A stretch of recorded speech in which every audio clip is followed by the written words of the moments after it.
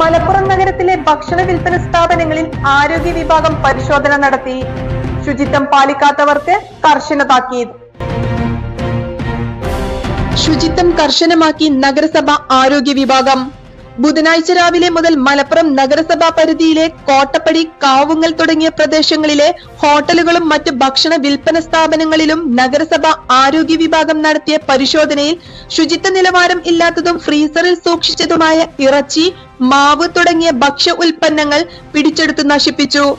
അടുക്കള മലിനമായിരിക്കുക, കുടിവെള്ള ടാങ്കുകൾ കാലങ്ങളായി വൃത്തിയാക്കാതിരിക്കുക, ഭക്ഷണ സാധനങ്ങൾ ഈച്ചകൾക്കും മറ്റു പ്രാണികൾക്കും പ്രാപ്യമായ രീതിയിൽ തുറന്നു വെക്കുക, ഭക്ഷണ സാധനങ്ങൾ നിലത്ത് വെക്കുക, മാലിന്യങ്ങൾ തുറസായി അടുക്കളയിൽ തന്നെ സൂക്ഷിക്കുക തുടങ്ങിയ ന്യൂനതകളാണ് ഇന്നത്തെ പരിശോധനയിൽ കണ്ടെത്തിയത്. ഭക്ഷണ വിൽപ്പന സ്ഥാപനങ്ങൾ നടത്തുന്നതിനുള്ള അടിസ്ഥാന സൗകര്യങ്ങൾ പോലും ഇല്ലാത്ത ഇത്തരം സ്ഥാപനങ്ങൾക്കെതിരെ പിഴ ചുമത്തുകയും പരിഹരിച്ചില്ലെങ്കിൽ സ്ഥാപനം അടച്ചുപൂട്ടുന്നത് അടക്കമുള്ള തുടർ നടപടികൾ സ്വീകരിക്കുന്നതുമാണെന്ന് ആരോഗ്യ വിഭാഗം അറിയിച്ചു.